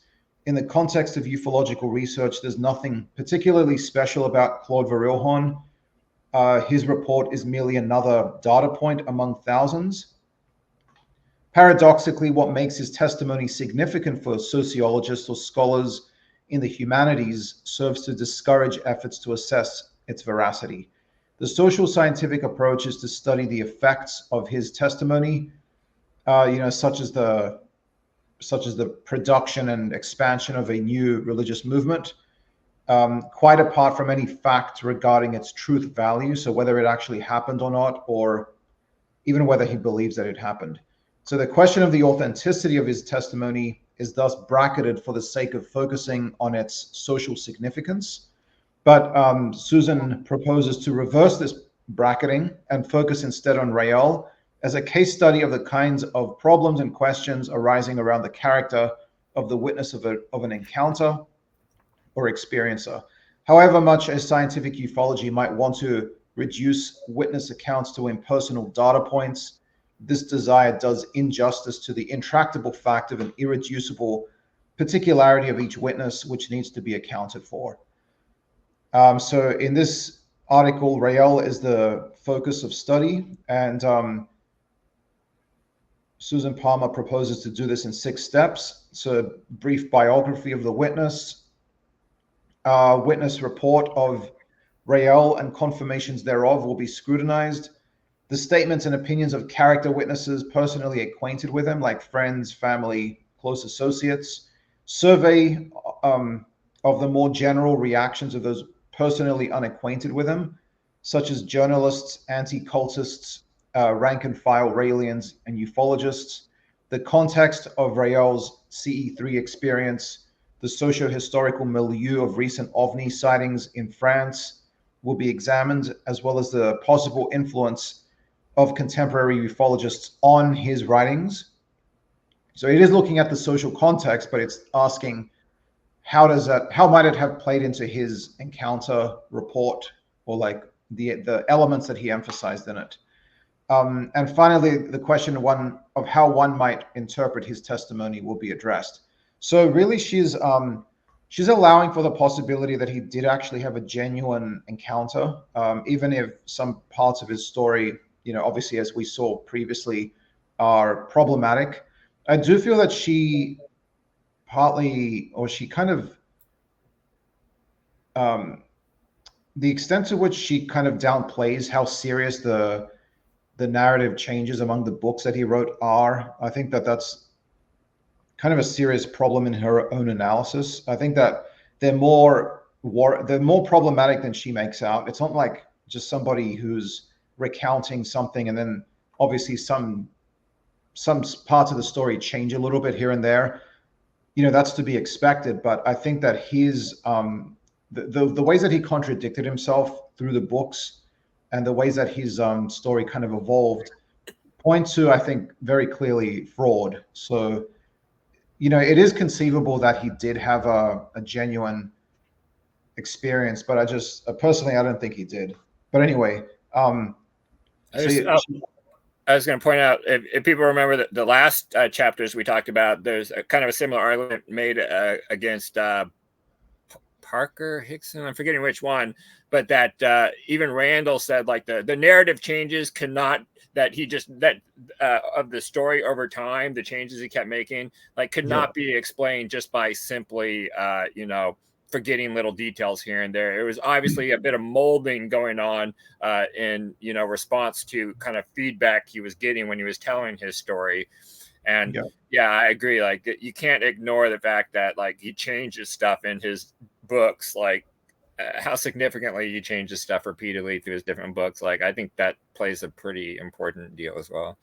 Yeah, and they're important things as well. Yeah, which are kind of central to the narrative. It's not just like little fringe things. But she talks here about the witness himself. So he was born, Claude Vorillhon, born in 1946 in Ambert in France. In his 1975 book, which is here, it's just given in French. I can't read that, but he describes growing up with the historical and philosophical influences peculiar to France. So in France, it was kind of a very secular society. They really lean heavily into scientific thought, kind of culturally, or they become culturally suspicious of religion. So it's a very secular, if not outright atheist type of culture. Although that's, of course, there's many religious believers, but I guess even they are sort of still a little bit suspicious of religion. So he grew up in that sort of context, right? And he started off as a pop singer on the streets of Paris. He married a nurse. He had 2 kids. He then founded a car racing magazine called Autopop. And he was doing okay with that for a while, but then that sort of wasn't much of a lucrative venture for him because of certain social events in France. And 3 months later, at age 27, after there was an effect that effectively banned speeding on the highways, I guess that stopped him from really testing sports cars properly or something. I think there was also the oil crisis, wasn't there, circa that time, which put a dampener on motor racing. But he experienced a close encounter of the third kind shortly after those issues. And he was 27. Testimony, so the actual testimony that his first encounter, his sort of helicopter-like craft descending soundlessly, and from it emerged a 1.2 meter tall entity, and which he describes as the Eloha. That's a singular for Elohim, which is a biblical reference because he really mixes biblical stories with science to create a kind of atheistic creationism, where the aliens are our creators, right? But he describes as being very, kind of diminutive, greenish tinge, almond-shaped eyes, long black hair, and a small black beard, interestingly. And the being tells him about, the true meaning of the Bible, the true meaning of Genesis, the creation myth in the Bible, the Eloha dub Vorillhon Real, and revealed the secrets of humanity's true origins. That the first humans were created or implanted thousands of years ago on this once barren planet by extraterrestrial scientists. And that sort of starts off the the group's obsession with DNA and cloning, which would later become something that they encourage and are very much in favor of. And then he wrote other books where he expands on this sort of on the planet in which the aliens live and their social system and what they do, their level of technology and how they organize their society. That they've got something called geniocracy, where very wise, ingenious people lead and everybody else sort of follows. So it's very hierarchical in that sense. And he also, by the way, mentioned angel hair, which I think was alluded to earlier tonight. That one of these contact experiences he had involved the spacecraft. I think 2 of them were emitting angel hair. So sort of a cottony substance that melts when you touch it. That's been a staple of UFO lore for a long time. The character witnesses, so friends and family have chimed in. There's actually a website which is by former aliens, and they sort of give their take on whether they think Rael is credible or not, and many of them say that he's not. Interestingly, a lot of these people who were in the cult or the sect, whatever you want to call it, they still believe in the mythos. Like, they still believe that he was chosen by the Elohim to lead humanity, and the sort of the pantheon of gods and things in that religion. They still believe that stuff, but they have fallen out of favor with him for various reasons, sometimes personal. One of them had to choose between the group and his girlfriend, so he chose his girlfriend and he left. And other people have, for various reasons, have left the group as well. But many of them have maintained their faith in the tenets of the religion, which I found really interesting. Not the ex-wife didn't, though, right? I mean, she seemed pretty critical that he was kind of making stuff up, and yeah. Certainly some people just like flat out said, he's just making stuff up, and they don't believe in that stuff. But others do. He wanted to have lots of sex. Yeah, right. That's what he was driven by. His wife Marie Paul, whom he married in Paris in 1970. She was pregnant with the first child in 1973, and he was still with his magazine Autopop. And she says that basically he just invented realism to have more sex and satisfy his enormous ego and need to be worshipped, right? And he asks, is he mad? No, I don't think so. I think he's devious, crafty, manipulative, and very, very clever, which is my view as well. But anyway, she was closer to the events. And other people have said similar things. His aunt, Therese Vorillhon, kind of laments that he turned out this way, but she's like kind of, well, people change, but you still have to love them, sort of thing. And there was also, was it in this section where his friends talk about how they sort of concocted, I think it's later on, they concocted the mythos. But the next part here is about public responses. So in France, as I mentioned, there was like a very strong secular, almost anti-religious mood. And there's many people in France who are strongly against cults and that sort of thing. But there's a broad swathe of society in France which was opposing his writings, including anti-cultists, some former members, Catholic priests, journalists, and anonymous jokers. And Rael is a frequent target of scorn and derision in the French media.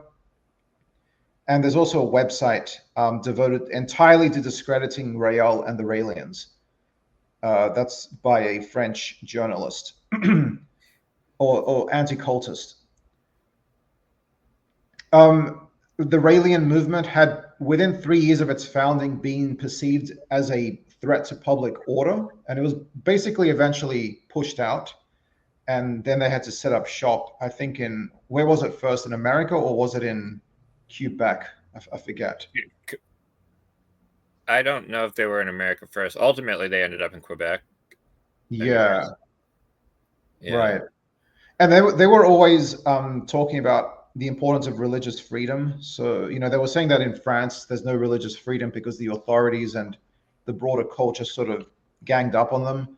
And then in either Canada or America, they said the same thing. But I mean, there was the controversy in America to do with cloning. So they sort of fell out of favor in America. I guess it was America first, and then they went to Canada. Yeah. But anyway, so there was this sort of social backlash against them. Many controversies, including exploitation of women and all that sort of unfortunate stuff. Some high-ranking Raelians defecting from the group, and some books also written by former members. And then, it's mentioned that none of these apostates have expressed doubts concerning the existence of the Elohim as depicted by Rael, nor do they question Rael's claim to be a UFO witness, a messenger, or a messiah chosen by the Elohim. So certainly something very compelling was, passed on to them, or that they felt about the core ideas, enough for them to still cling on to those ideas despite their falling out with the lead figure. The ufological context. So there was a lot of UFO stuff going on in France, even back into the 19th century. Some things which you could include as part of a UFO subculture, but depends like how you lump that in, because this was before 1947 when the modern UFO age proper started. But you can find sort of airship type mysteries and things like that, aerial phenomena which happened well before that. But certainly in France, UFOs became very popular. There was a rash of sightings occurring in the 50s. By the 1970s, France was truly in the throes of a flying saucer fever, and that was sort of the perfect time and backdrop for Vorillhon to, concoct this story. And he apparently did it with a bunch of friends who, he got together in a pub, they got drunk, and they kind of basically concocted the idea, which Vorillhon found very, very clever and ultimately lucrative. But the other ones were sort of half joking about that. They weren't necessarily serious, but he got he really saw that as a good idea.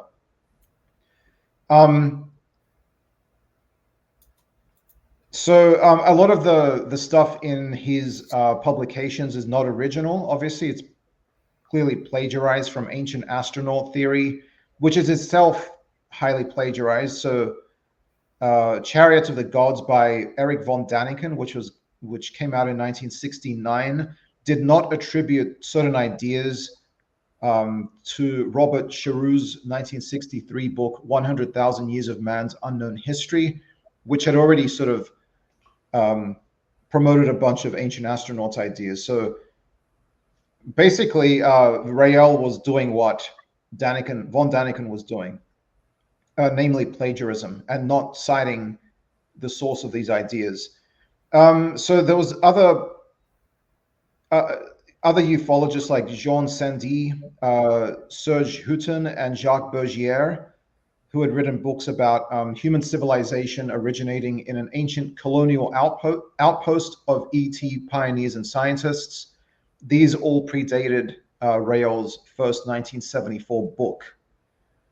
So obviously that's problematic, but it's still very interesting to ask, as Susan Palmer does, like, why these myths and not other ones? What is it about these ideas that caught on in his mind? And then if we want to look at that, the broader Raelian movement, what is it that made those ideas compelling?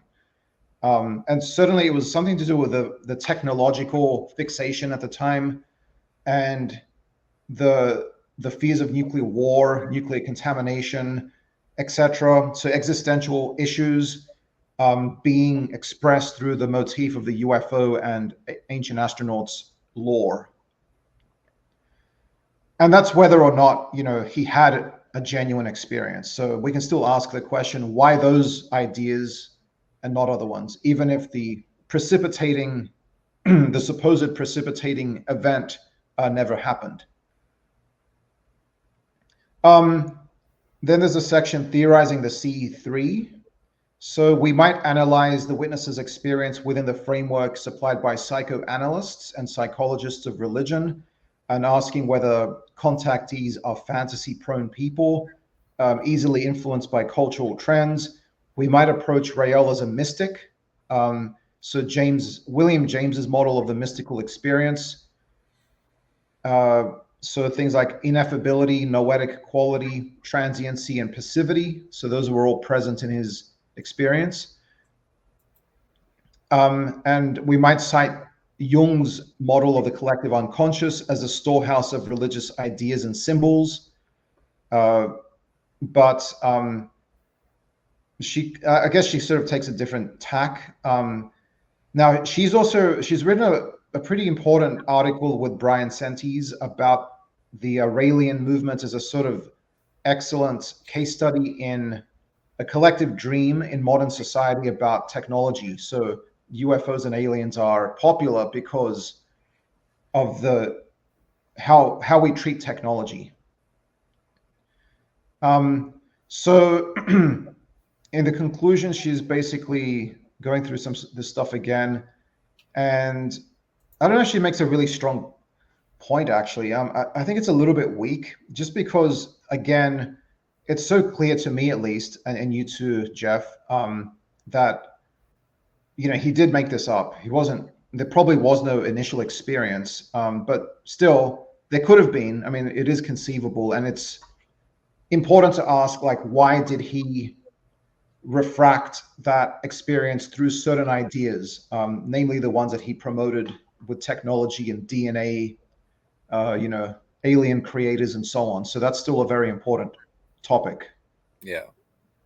That the UFO is deeply disruptive, that Rael had his kind of experience is sort of simple in a way. So she's saying that maybe that adds veracity to it in terms of him believing that he had an experience, because other religious people in history have had these sort of experiences which are very similar in some ways, and they've just got a few core narrative elements, and his does as well. So maybe because he didn't try to elaborate it too much, that might actually give some veracity to his claim. So, but I'm not really convinced by that, to be honest. But still, she does raise a very interesting point about why certain ideas become prominent and others don't, and that we do have to treat the UFO witness as an individual, not just another data point, because each person is unique. They come at this with their own experiences and beliefs, predispositions, emotions, etc. So we have to kind of, allow that they could have had an experience, even if they do change elements of their story over time. That's what I wanted to say, I think. Yep. Is Rael still alive? I don't remember. Yeah, he's living in Japan. He's actually got a branch of his sect there right now. Yeah. I think because he really borrowed heavily from the Bible. He basically just kind of did a little biblical hermeneutics and kind of reinterpreted the Bible with the technological guys, replacing it with gene science and scientists and, advanced planets, and which I've, said that I think that's, for some people, that's kind of what the whole UFO topic kind of fulfills, like almost kind of like a religious need that's been updated to get rid of more of the, paranormal aspects and make it more scientific. And so like UFOs are kind of like a scientific religion, that doesn't require believing in paranormal and ghosts, but just aliens and science that may be more advanced than us, but is still, within the realm of possibility. And so he didn't really go that far with his what he said. He just kind of changed things around a bit. It's a weird guy. Yeah, I recommend that book, The Gods Have Landed, edited by James Lewis. Great book full of chapters about UFO religious stuff. Susan Palmer has a chapter in here called Women in the Raelian Movement, New Religious Experiments in Gender and Authority. And I mentioned the last time we talked about Rael, the book Alien Worlds by Diana Tumminia has that chapter by Brian Sentes and Susanna Palmer called Presumed Imminent, I think is the name of the chapter. Yeah.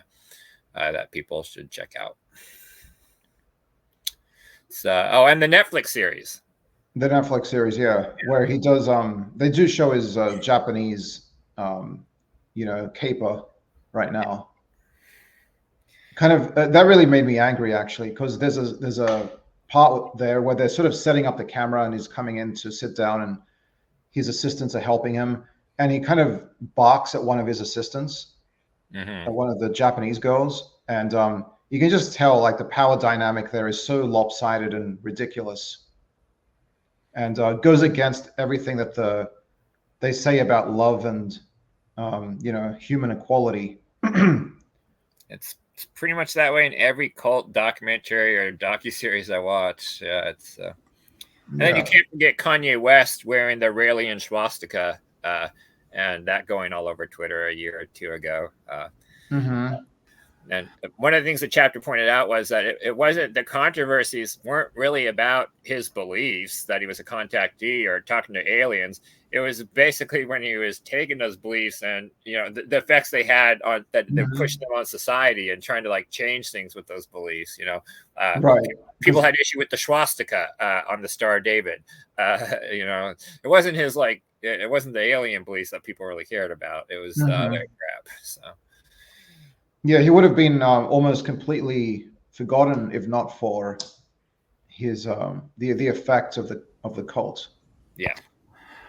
I was going to say that I'm not really sure I understand your guys' criticism about Palmer's approach. I mean, I don't think that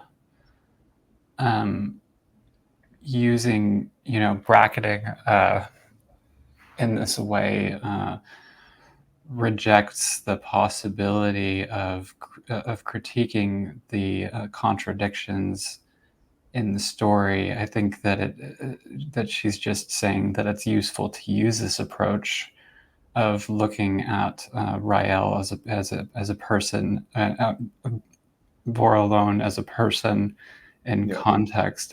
So I don't know. Maybe you could clarify that for me, or maybe the impression I got was just that she's downplaying the degree of contradiction in the books that he wrote. Starting from 1974 onwards, there were some pretty strong contradictions and things that don't make sense. So it's just like the degree of contradiction. I see. Okay. Yeah, that's fair. Yeah, I do think that she was downplaying the contradictions a little bit too. But at the same time, I think it kind of doesn't really matter if she's bracketing off the the testimony. I mean, because she's really not focusing on the testimony. That's really not the main. She was mostly just looking at its effect. They talk about the reception history of something over time. How, not whether or not there's truth to it, but how his story, whether it was true or not, affected the people around him, society, and even him himself. But I thought that she was doing the opposite of that. That she was discounting that stuff and just looking at him as a Well, I agree. There's some points I think she could be more clear, and it doesn't kind of wrap it up as nice as I would like. But yeah, I didn't really spend enough time with this to fully absorb it. I'm sorry. I don't know. Maybe we can talk about it more next week. I just think that she at least makes a good point, and a point that we've talked about repeatedly is that witnesses are not a recording instrument. there's all sorts of external factors that come into play into not only just what they remember, what they report to people, like what they experience, and you can't think of them as a recording instrument, like a camera, that's recording accurate data. You've got to look at all the different influences and cultural factors and everything else that play in a sighting, and that's very important. V showed up, who was here last week, and I kind of actually wanted to talk about gender more next week, because I think there are some errors that I made, but I also wanted to respond to some of the things that Luis and also V talked about in response to what I was saying last week. So, yeah.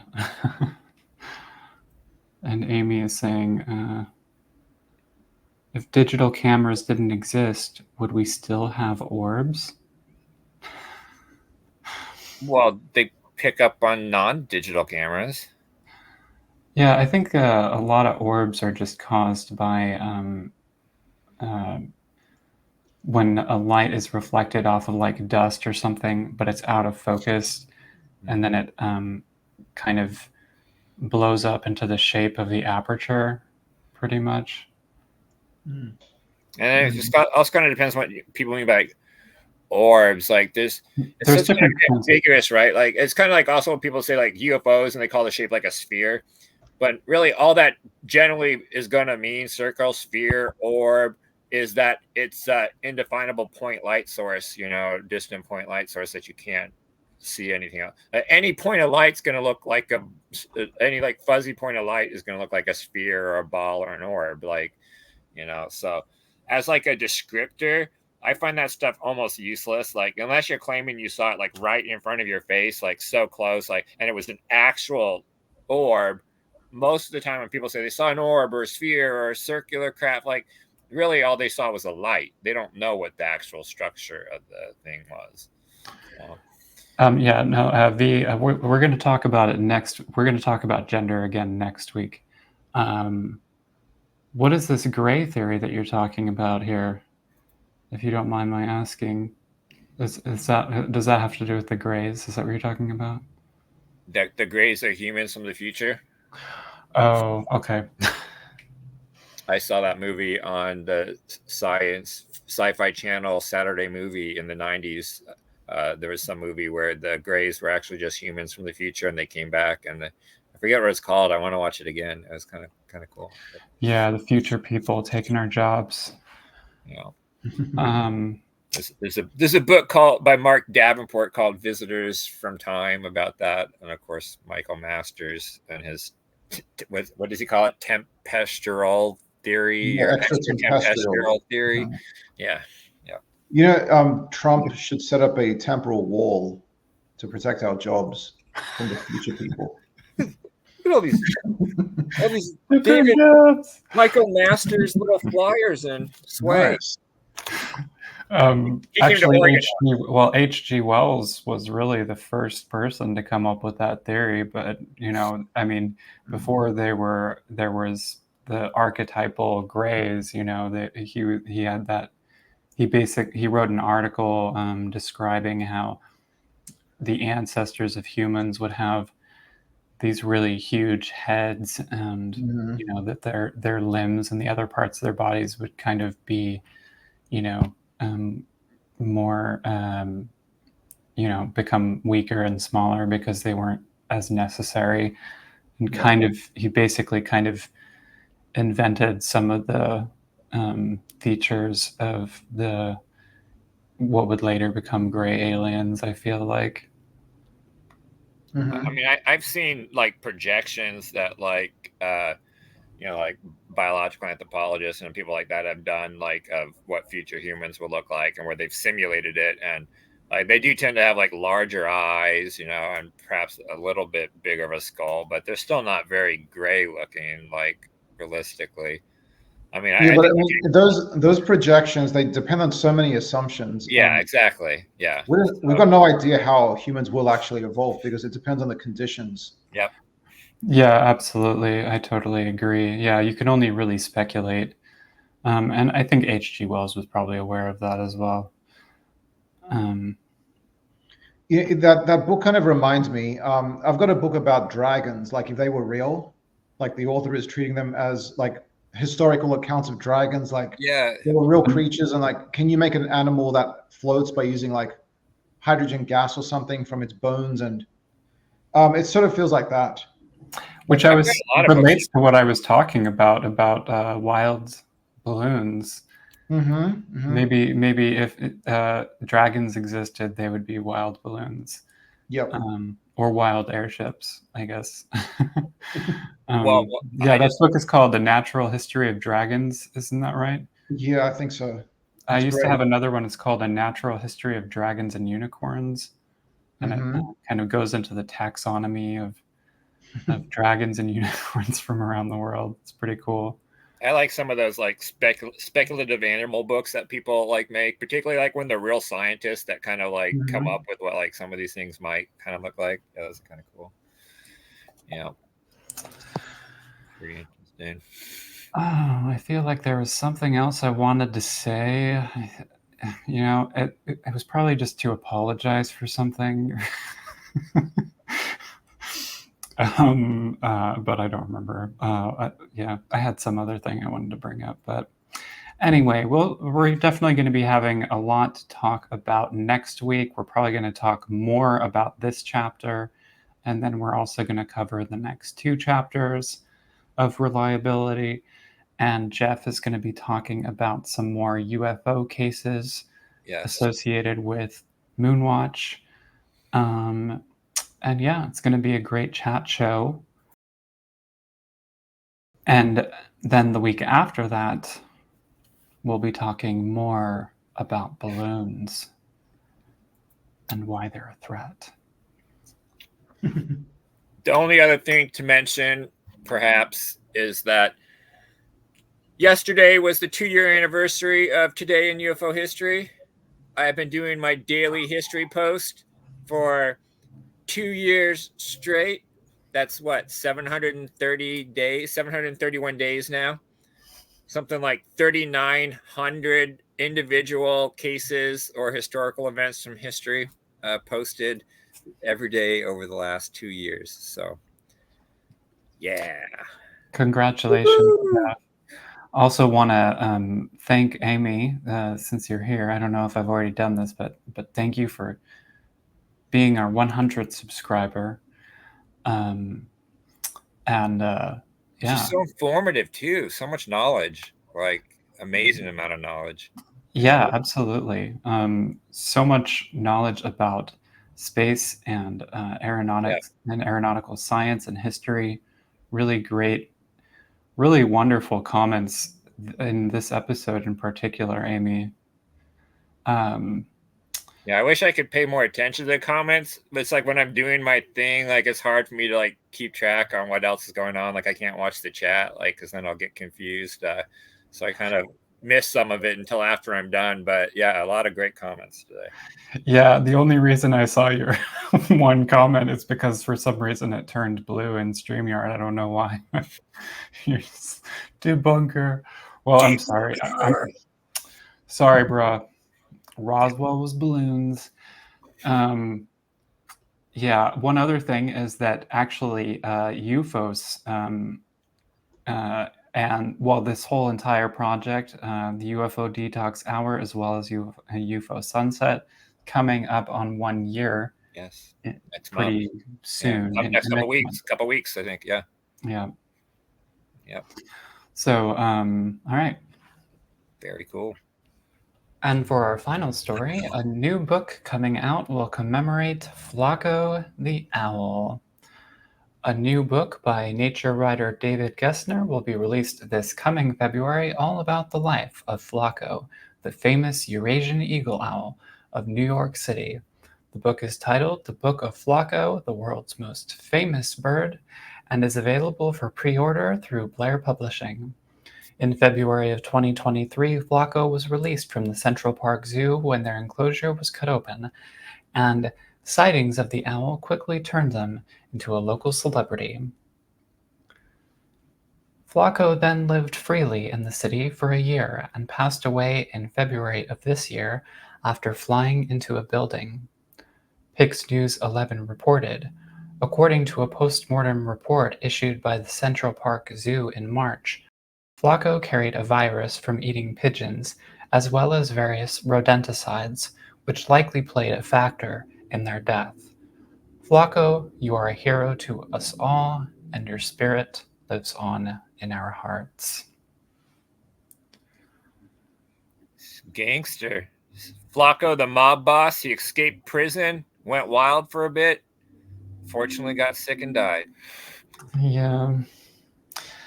It's what happens when you live in New York City. Yep.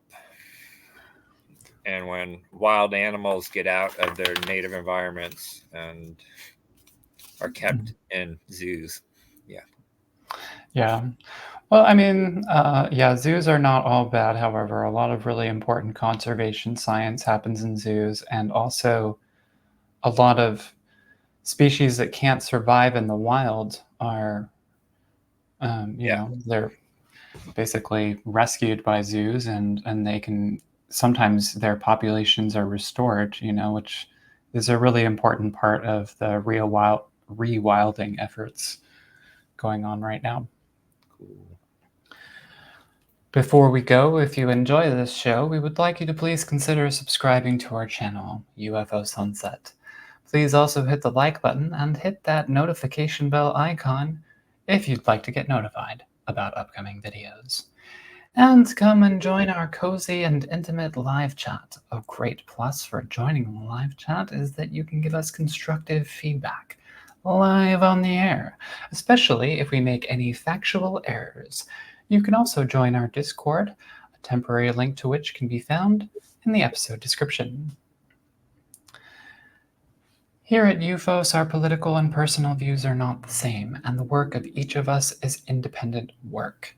Personal views or positions expressed in individual pieces are not necessarily those of Ufos, who is not a person and has no views, or the other hosts. Please be sure to check out our respective content. I can be found in the funny papers.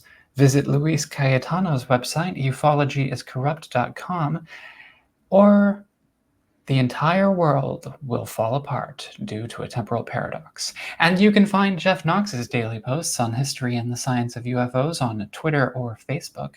Jeff Knox spends all of his time studying UFOs, and he doesn't make any money off of it. Hardly any money off of it, I should say.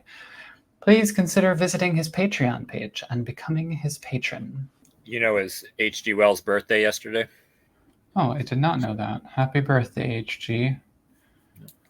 All right. Thank you, Jeff. Thank you, Luis. Thank you, V. Thank you, Amy. Thank you, Tim. Thank you, Simon. Thank you, Swink McLeod. Hopefully, I'm not. Mystery Cat for your emotional support today. Thank you, Mystery Cat. Thank you, Merge. Yes, Merge. For your honkiness. He almost bit me on the ass today. I had to run away from him. He just coming straight at me. Little punk. Yeah, well, he's mad at you because you're feeding him puffed pancakes all the time, and he wants healthy food. Well, he's eating cat food. He stole the cat food. He stole the cat. I put a can out, and he chases the cat off, and he sticks his nose in there and starts gobbling it up. Gooses are just geese, and geese, not gooses. Although I think we should just change it to gooses because that sounds funnier. Yeah, I like gooses better. Geese have attitudes, and they're basically just dinosaurs with a lot of chutzpah. There was a two nights ago 2-hour standoff between a raccoon and a goose outside my bedroom window. Yeah, and then raccoon versus goose, who will win? Like raccoon kept wanting to take baths in her pool, and goose like rah, rah, like doing her squawking deal, and raccoon runs off, and like for 2 hours I sit there, the goose is squawking at it. Sometimes I'll look out the window, the raccoon's at the pool, and the goose is standing a little bit away. Other times the goose is in the pool and the raccoon's standing away waiting for the goose to leave. Like it was a whole goose raccoon standoff here the other day. Oh, also, before I forget, thank you to Jeff's Patreon, Jeff's patrons on Patreon, Ben and Kevin. Thank you so much for your support. All right. And in the words of the disc, give me the morning, give me the afternoon, the night,